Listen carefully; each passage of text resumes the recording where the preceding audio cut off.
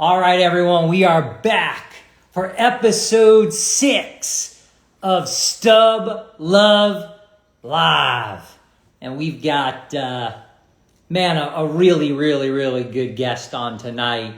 We've got Justin Sutterfield on tonight.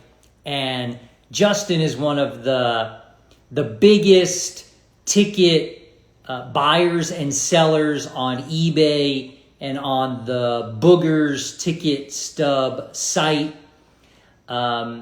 Justin, I think, goes under Kobe _ Ruth _ on Instagram.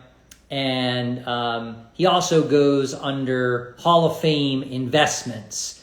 So I see that Justin has joined live with the man himself.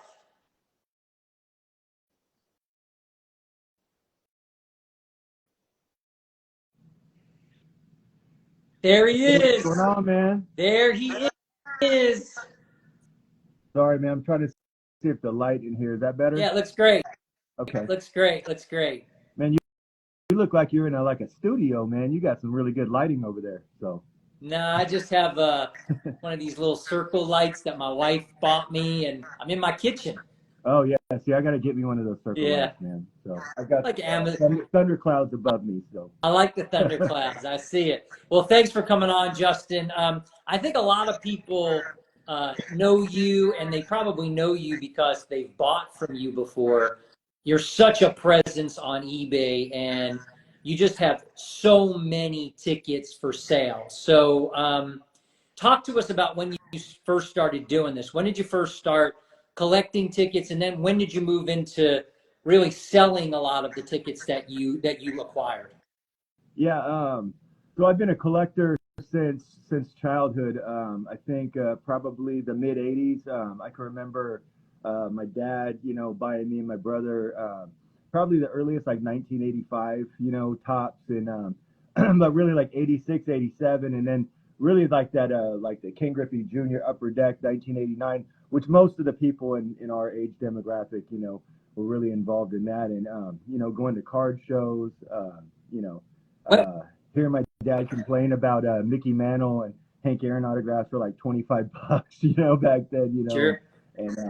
And so collecting there, and then I've always liked oddball stuff, and then I've always liked kind of creating. So I built a lot of like really big fancy displays. I was in the music industry, and then so I got a chance to know a lot of different people and athletes and ex-athletes, owners like of the Sacramento Kings when I lived out there, and so I built some really really intricate and amazing displays for some of these people, and like I wanted to do. I love the history of baseball: 500 home runs, 300 wins, 3,000 hit club, and so I wanted to design a 3,000 hit club.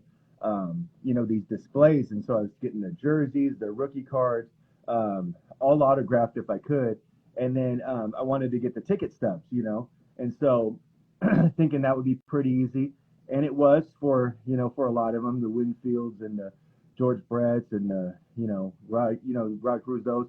But when I got into like Stan Musial and Hank Aaron and Willie Mays and some of these other ones, I won't even get on like Eddie Collins or Cap Anson or some of those, but Roberto Clemente, people would tell me, oh well, there's only 5 of those that exist, or there's only 3 of those, or and so I mean I thought people were pulling my leg. I go, there's no way that something's that rare, and then learned that they really were that rare, and became used to be in the Keyman group on Facebook, and then somebody turned me on to Booger Stubs, probably I think when they started 5, 6, 7 years ago, and so getting some of that knowledge, I just learned how rare they really were, and then I was hooked. I was like, man, what turned so many of us off from the late '80s, and where parents made mistakes in the junk wax era or whatever they called it, was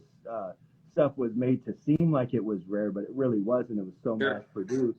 That when something is presented that really is like, wow, this might be the only one that you're ever going to see, and then you have the opportunity to own something like that.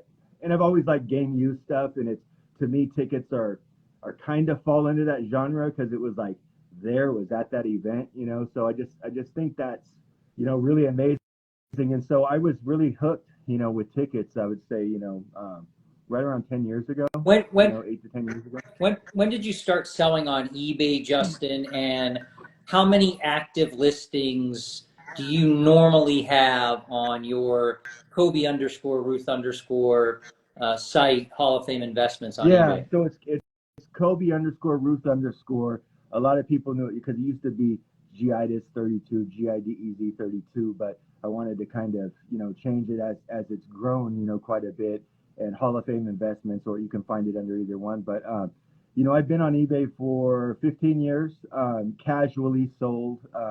You know, some of it was my music, because people would show me that some of my old CDs were selling for like $200 and $300, which I couldn't believe on eBay, which was mind blowing to me. So I would say probably around 2017, 2018, I started putting some of the, you know, the memorabilia stuff up on there.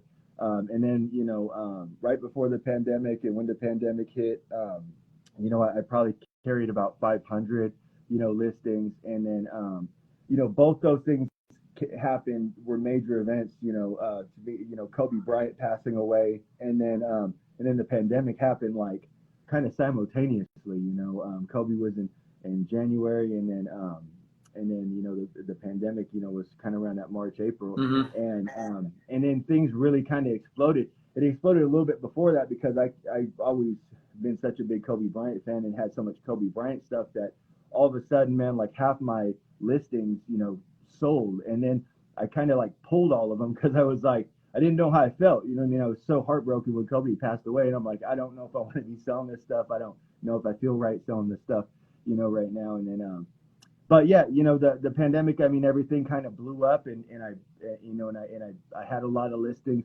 But as I've moved on to do this as 100% full on my career, and it's what I do, you know, 24/7.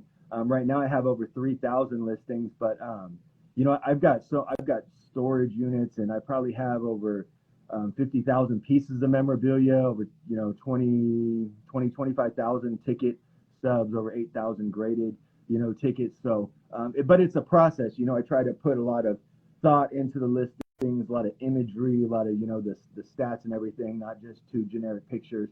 And so it's just really time consuming. You know, I could spend 10, 11, 12 hours, you know, doing, you know, 20, 25 listings, and I'm not even like scratching the surface, you know. So. Let me ask you this, if you don't mind telling the audience, how much do you think you spent on plastic, and I call it plastic, how much do you think you spent on slabs for tickets with PSA and Beckett last year, just in 2023? So I'm fairly confident that I've done the most business with them the past probably 4 to 5 years, but it's been over 150, close to $200,000 a year for, you know, for 4 or 5 years. I mean, I do a lot. You know, right now I have probably 100 active submissions there, with probably, you know, 1,500, you know, tickets.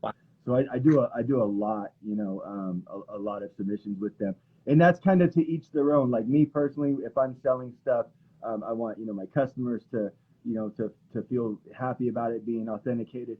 And I personally, I don't like raw tickets. I know some people, they only like raw tickets, but I mean, if I can't get it slabbed, I mean, I really don't want it. Why aren't you a fan of raw tickets? Why are you a slab guy? I mean, I like, you know, I mean, especially with PSA, I like the set registry. I like that I can, you know, put, you know, tickets into the set registry. I wish that they really would do some work on that, and update that, and answer some of the requests to do a lot of different stuff. But, you know, I don't know. I you know, when I see something slabbed, I mean, I like this. I like, you know, that you can scan the back of it. It just, I don't know, man. Raw tickets are something that I can't wrap my mind around, you know? Yeah, no, I get it. So this being your business and something that you really do 24/7, and You know, I got to tell you, Justin, kudos to you, because there's times I'll text you in the morning and I forget that, you know, you're 3 hours behind me and it's 4 o'clock your time and you start responding to texts. And I know you are all in on tickets, and that's why I think everyone likes and respects you so much. Even though it's your full-time business, is there anything ticket-wise that you wouldn't sell? And I've heard you answer this question before and say, well, everything's for sale. Yeah, But is there anything that my, really is my not? go-to response is everything's for sale but my daughter, you know, I mean, like, so, I mean, and really, because some people, you know, I've had some people say, well, how can you consider yourself a big collector if you'll sell everything? But it's kind of it's something that it's an agreement that I had to make with myself. You know, I mean, I had a very successful career. I was, you know, a general manager. I was part owner, you know, a very successful, you know, dealerships. And so to leave that, you know, it was very difficult, you know, to do this, because I've been a single father. I've raised my daughter since, you can hear her yelling at the dog downstairs, but you know, I raised her since she was born, and so to leave something that was steady income and a really good job for 19 and a half years to do this full time, I had to make that commitment to myself that that everything is for sale. Now there are things that you know, I mean, I'm going to ask a very high premium on to sell it, but it is, you know, available if you know, for the right amount of money. You know, a lot of people, we finally got to meet each other.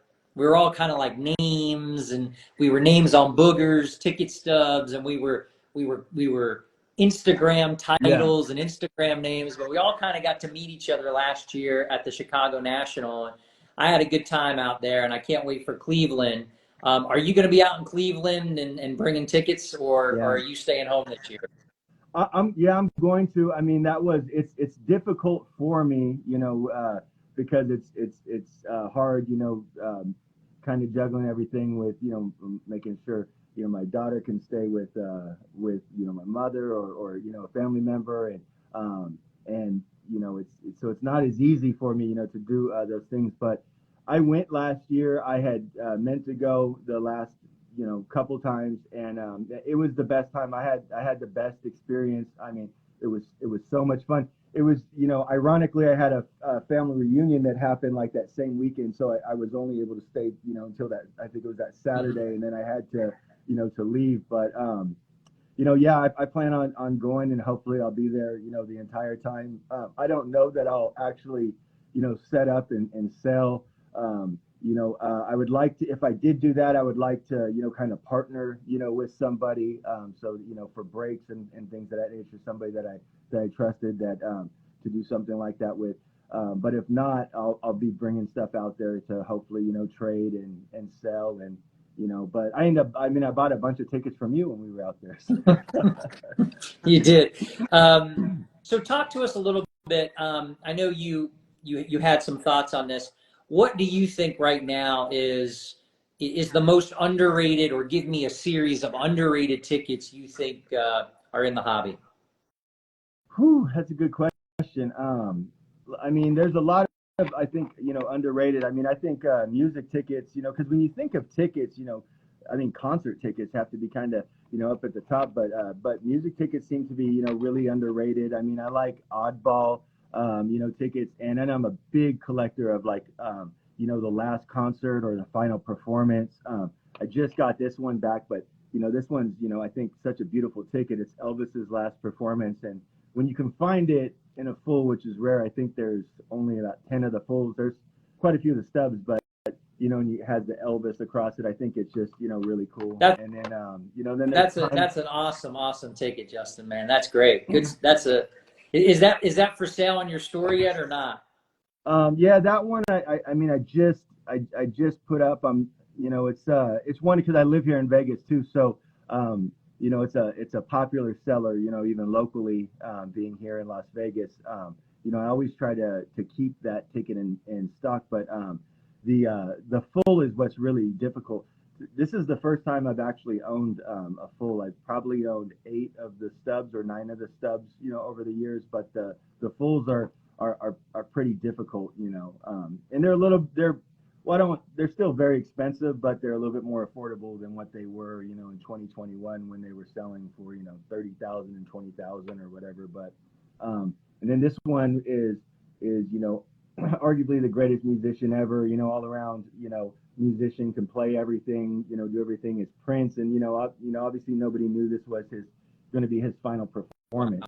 So it's another really rare one. I think there's less than 5 of these that have been graded. There was an early show and a late show, and this is for the late show. And then this one, I think this one used to be yours, but I've owned a couple of these. But the Michael Jackson Hair on Fire. I mean, when you're our age, I mean, I think that might have been the most.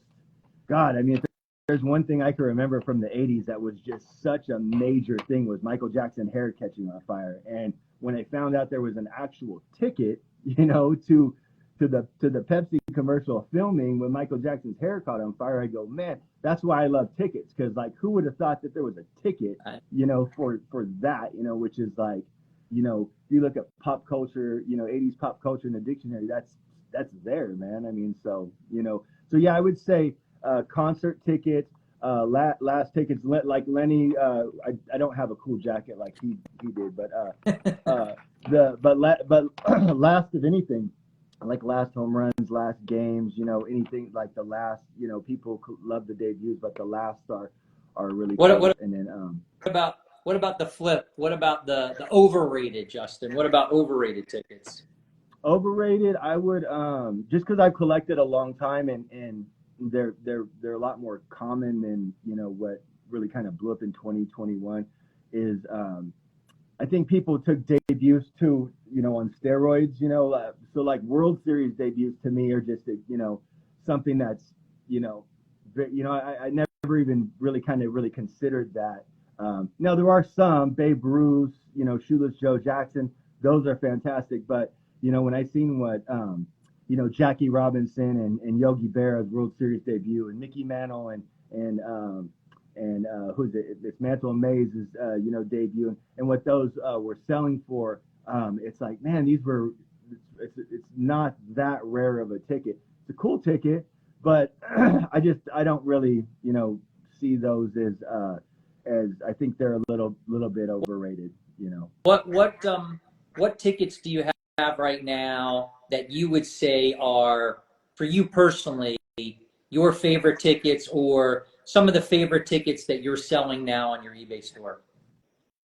I have a lot. Some of my favorites. The main thing, the underrated, I think, and Lenny actually showed some too, are, and I don't know why, and I think it's just people aren't as educated on them and really know how rare they are. But passes. I mean, some of these vintage passes, to games, they're in some cases they're much rarer than the tickets. I mean, yeah, it wasn't like a dated ticket from that game, but me and you had this conversation the other day. I mean, how many people can afford $250,000 for a Jackie Robinson debut? So if you can have, I mean, there's so few of the 47 Dodgers Ebbets Field season passes where it was valid for Jackie Robinson's debut and Duke Snider's. I mean, this is probably I think one of the 5 most valuable tickets, period. I know some people won't agree with me, but this is the best ticket I own by far. I mean, this is if you can see it, it's a 1914 International League, and it's like artwork, if when you look at it, and then even on the back of it as well too. And this was issued to William Cavanaugh, who was actually an owner of a team himself, and it's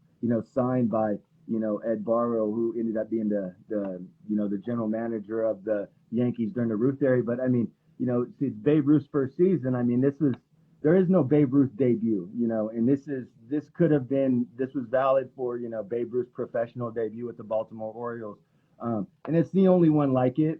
I got really lucky. On eBay, seen it and snatched it, from the guy. Somebody found a 1914 scrapbook, and it was in there, and I was worried about getting the scrapbook off the back of it, and I was able to get it off really good, and but yeah, that's a a great one. An oddball one that I absolutely love that I just got back is an autographed Kobe Bryant, ticket. So this is when, Kobe was 17 years old and signed his shoe deal with Adidas.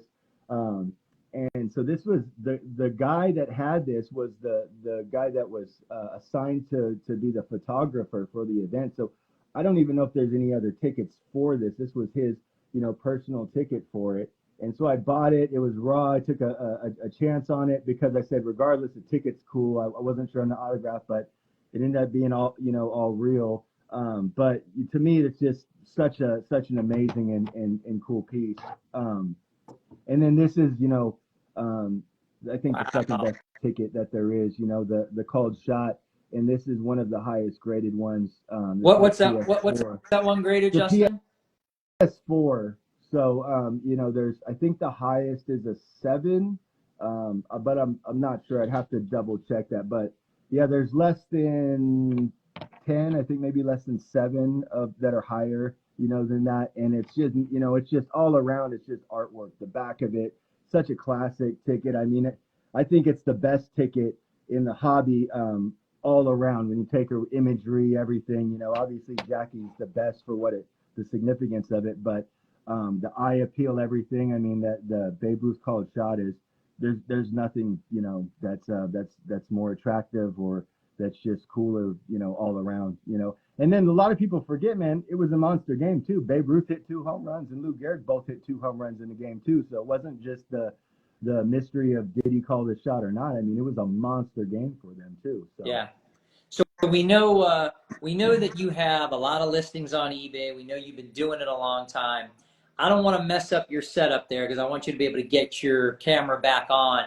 But is there a way that you could pan a little bit and show everybody the amount of tickets? I don't know if you can do it or not, but you showed me a little bit and I was blown away.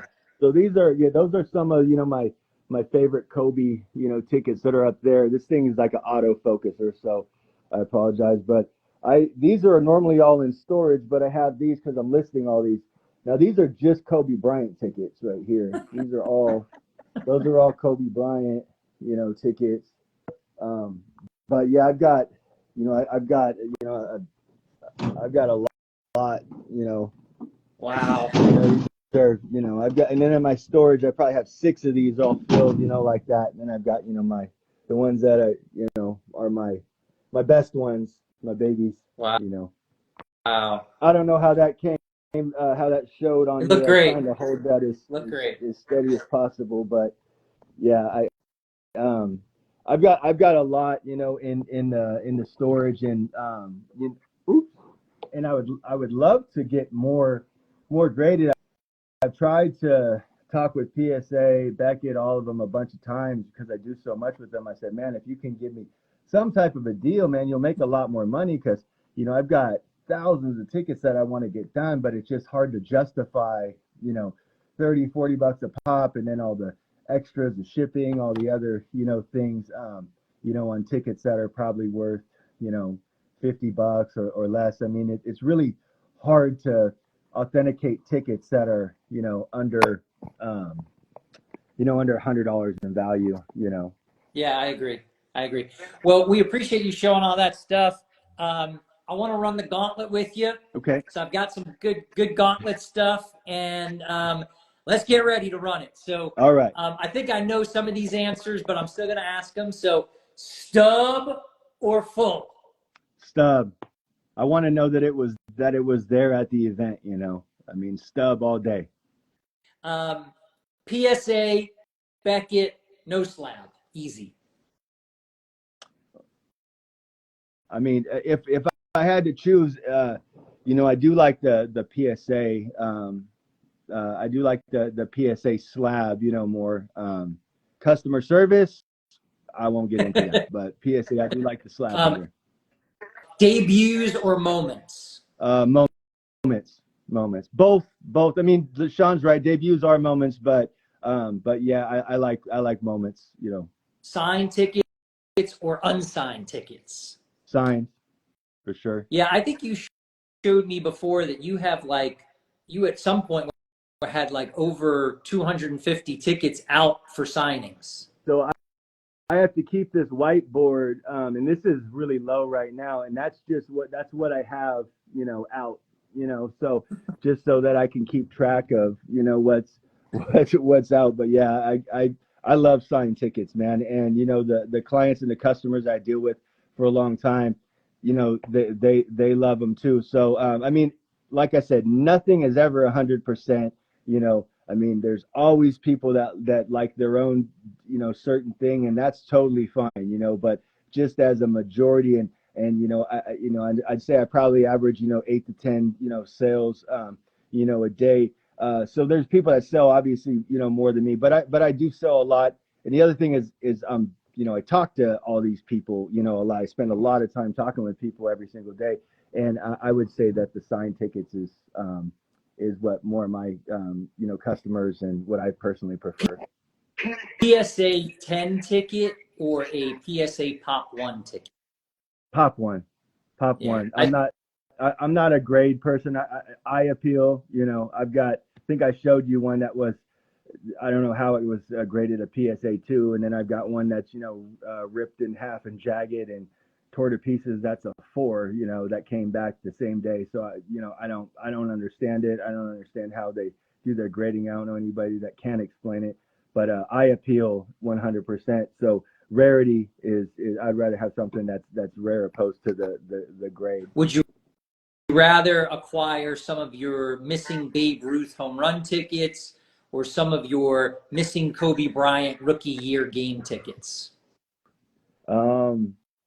Just because I only need 5 of the Kobe's, and they're really not valuable ones, I'm gonna go with Babe Ruth home runs because those are very rare too. But that's a tough one, man. That's a tough one. I just completed a deal and overpaid by a bunch, by like 4 times for a 2014 All-Star game. So now I have all 18 games that Kobe played in the All-Star game. But that's a good question. That's tough. So you're a big Raiders fan, I know. Would you rather be buried with a John Madden debut or with a Bo Jackson Raiders debut? I would say a Bo debut or a Madden debut. Bo. So. All right. I didn't expect that. I thought you were going to go old school. So Tyson Close. Seldon fight ticket, which is Tupac's final appearance, or 1997 Soul Train Awards, which is Biggie's last public appearance? Woo. I mean, I'm a Tupac guy, so I like, if it was just equal, I would say the Tupac. But if I could, and I have both. The Soul Train one is really rare because there's only one. I have the only one. That's ever been authenticated, and those are tough because those tickets are very big and they were given to industry people. So industry people really don't care to save that stuff, and they were so big. So I would be shocked if there were more than 2 more out there. So cool. Better 80s porn star name: Justin Sutterfield or Dewey St. Germain? I used to joke around and say my porn name would be Magic Johnson, but I'll go with Dewey St. Germain. And if anyone out there doesn't know, Dewey is a great guy. He's on Yes. Boogers. He's an amazing ticket collector. And he was an 80s porn star. But maybe, I don't know. I only know him through the ticket world, but he's a good dude. So do you think you could bench press Steve Lee?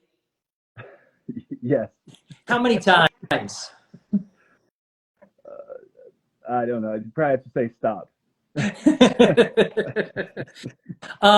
So we advertised a little bit that you're a former rapper, and you actually said that some of your CDs go for a couple $100. So you gonna rap a little bit for us, G. Ides? I think that unfortunately that ship's sailed, but there are some on eBay. So if you want to get them, but no, it was to be honest, it was a great period of my life. I had a chance to work with amazing artists, 3-6 Mafia, Snoop Dogg, I bet, just, and I was, in an era that was, actually here, I know some people have heard of him, but we opened for this guy for a couple years. He's passed away unfortunately, but Mac Dre, he was a really good personal friend. Got a chance to open up for him for a couple years. I have these, kind of set aside old concert, Look at that! stuff Look at that I did that! that I'm gonna see if Beckett will actually slab those for me. But Tech Nine, all those people we opened, Andre Nicotina, we opened for Brother Lynch for years, and I had a blast. I had an album that hit the top 100 Billboard charts for 1 week. So, how many people can say that? It didn't make a ton of money, but it's just cool to be able to say that. And I was on an album with Tupac as well. So those are just things that nobody could ever take away from me.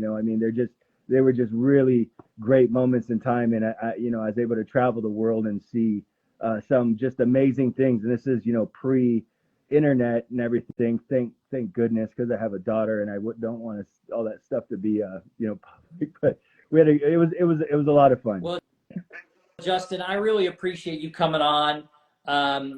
Whenever I talk to you, and I think you could see it tonight during this interview, when you talk tickets, man, you are about as passionate as it comes. You have a great deal of knowledge. And for everyone who's listening, new collectors, old collectors, reach out to Justin. He's got a wealth of information, and he is always very willing to share it, very willing to take time. You can find him again at Kobe_Ruth_ on eBay. He's Hall of Fame Investments. Justin Sutterfield, thank you so much for being on episode 6. One last thing. Oh, go ahead. Just to go off that too is so anybody that that's watching this that doesn't know me personally or hasn't reached out to me. The eBay and the Instagram are the exact same handles. But yeah, please. That's what I'm here for. I probably talk to more new collectors, all day long. And so I'm here to help you answer any questions at all. And then by all means, if you see anything in my store at all that you like, eBay prices and reality prices on what I can sell them for, directly to you on Instagram, as everybody knows, are night and day. So if you ever see anything on there, screenshot it, message me, on Instagram, and we could definitely work something out.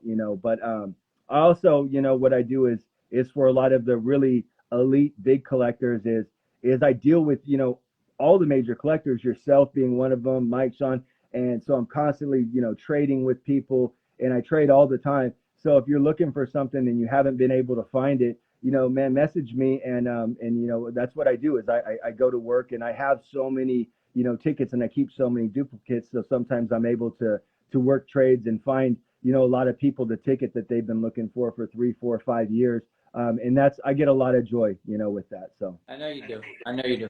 So Justin didn't advertise this. I'm going to advertise it now. If you tell him that you found him through Stub Luv Live, he'll give you the 20% discount. It's the Stub Luv Live 20% discount. 20% discount. Yep.